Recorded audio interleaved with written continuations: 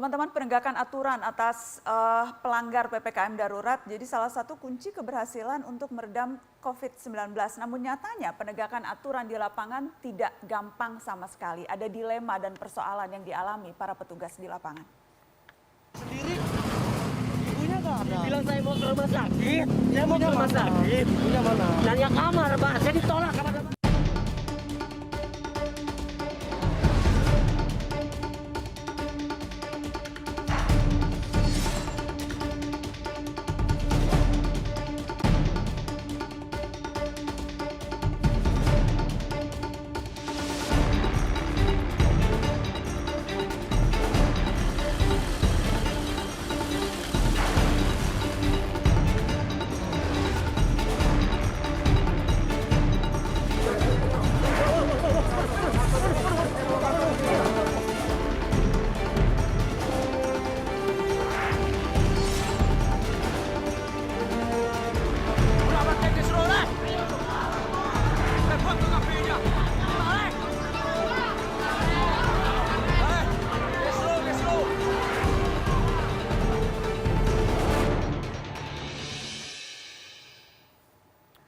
Sudah terhubung melalui sambungan video Kepala Satpol PP Kota Bogor, Agustiansyah, dan Kabid Penegakan Perda Satpol PP Kota Depok, Taufikur Rahman. Selamat malam, Mas Agus. Selamat malam, Pak Taufik.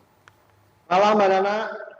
Saya ke Bogor dulu, ke Mas Agus. Mas Agus, saya membayangkan pekerjaan Anda dan kawan-kawan di lapangan ini sangat dilematis begitu, terutama kalau harus berhubungan dengan pedagang kecil yang memang faktanya melanggar aturan, tapi mereka terkadang tidak punya pilihan.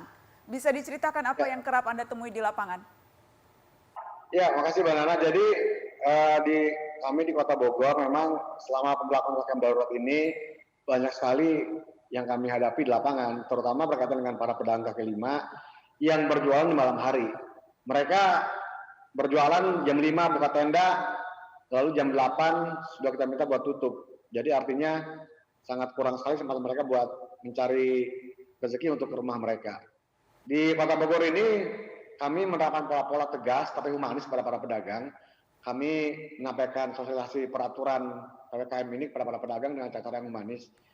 Dan buat kami ini lebih efektif dibandingkan dengan pola-pola yang kita pakai sebelumnya, dengan pola-pola penindakan dengan pola represif, karena pemberlakuan PPKM ini kan adalah niat baik pemerintah.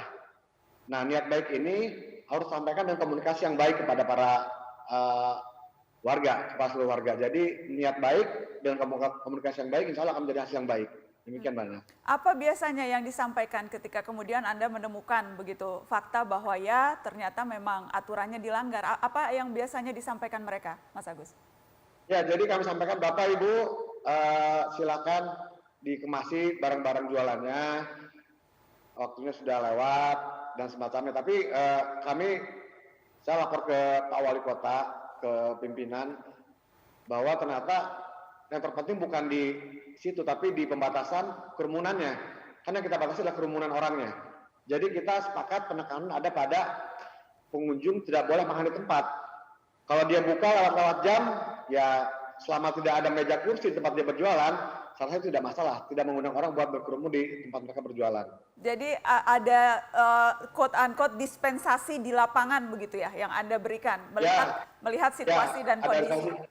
Betul, karena selama pelaksanaan darurat ini kami banyak, saya tiap hari di lapangan Mbak Nana ya, ketemu saya apa, mana nasi goreng yang buka jam 5 sore, pecel lele yang buka jam 6 sore, dan mereka semua menjerit saat jam 8 sudah harus kita tutup.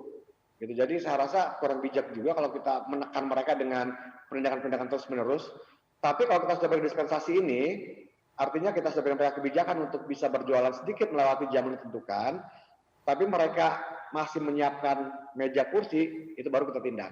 Tapi selama itu tidak menyiapkan makan tempat, kita fine-fine saja. Yang penting tidak ada perkumpulan orang di situ. Itu intinya.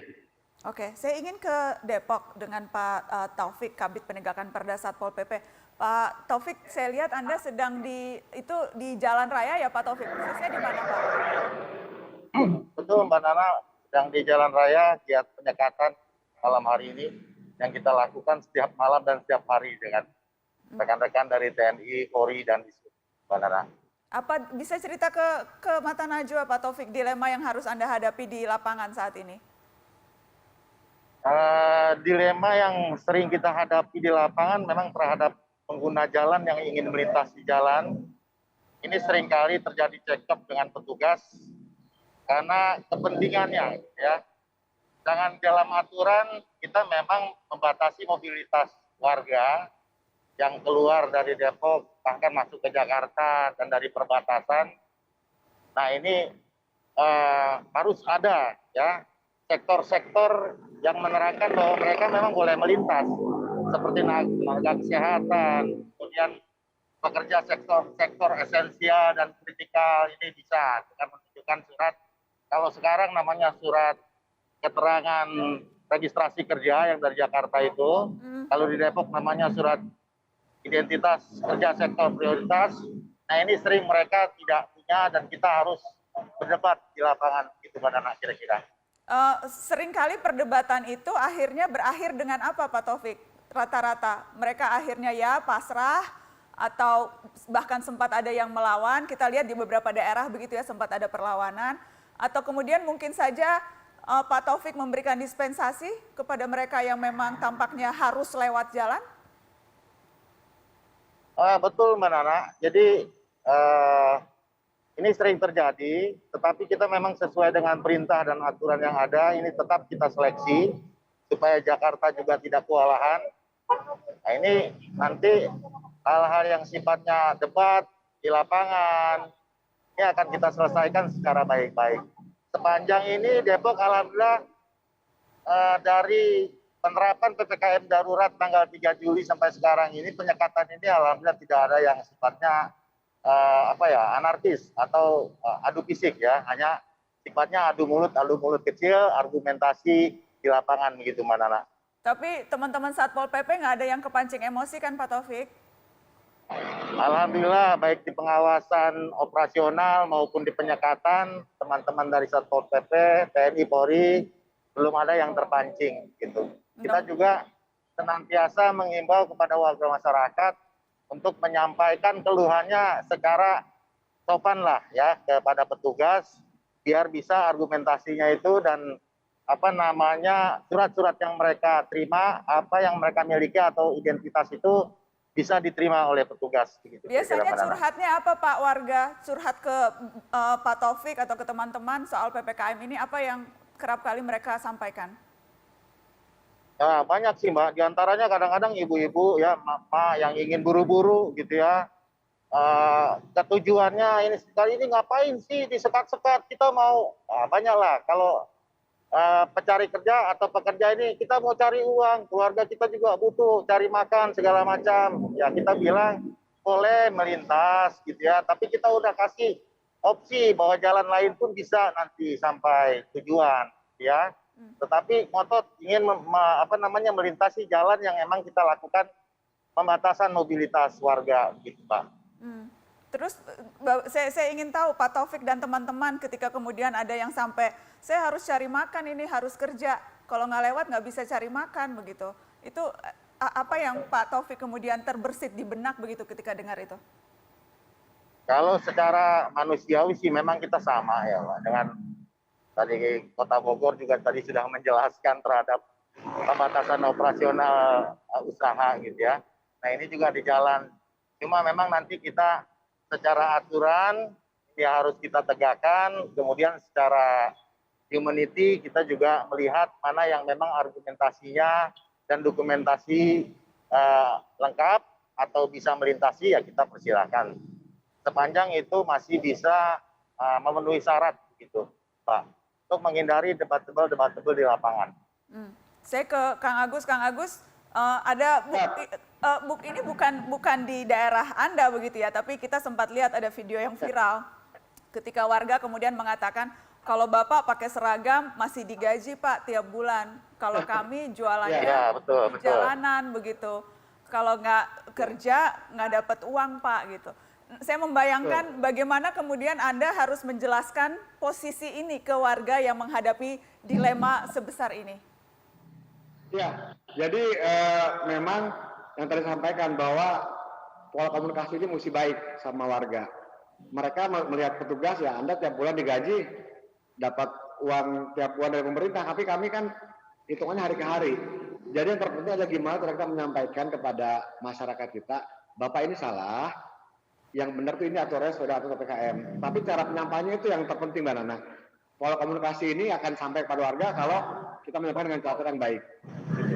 Dan salah satunya saya lihat di Bogor Anda ketika sidak dalam tanda kutip membawa bantuan begitu ya. Jadi Anda justru membagi-bagikan bantuan. Ya, jadi memang banyak sekali keluhan-keluhan dari para pedagang yang kami tindak sebelum-sebelumnya. Pak, kita buat makannya susah.